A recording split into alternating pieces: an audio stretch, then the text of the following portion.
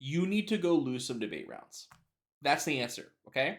Whatever your question was on Reddit or on Discord or to, like, I don't know, YouTube comments or whatever, you need to just go lose some debate rounds.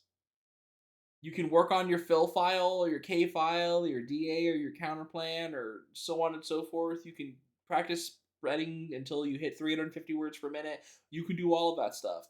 But given the fact that you're asking the type of questions you are, almost certainly what you actually need to do is just go lose some debate rounds. The way you get better at debate is by losing debate rounds.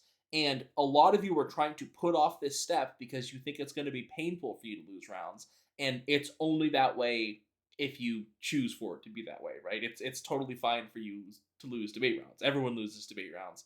And the sooner you get your losses out of the way and you start figuring out how you can learn from losses, the better you are likely to get at debate.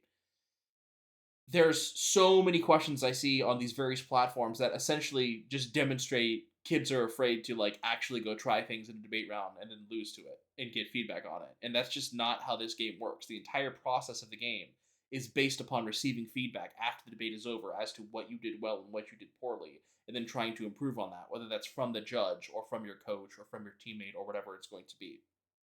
A lot of you are functionally like, I want to read a novel in Japanese, but you know like 5 words, and it's just not productive. And like, as cool as it would be if you could read that novel, you're not there yet. You're not going to get anything out of it. There's no value to you doing it. You need to develop a vocabulary for debate, an understanding of debate and of strategy and how you win debates. And you only do that by losing debates, by being in debates. Winning debates helps too, but losing really goes a long way to you learning.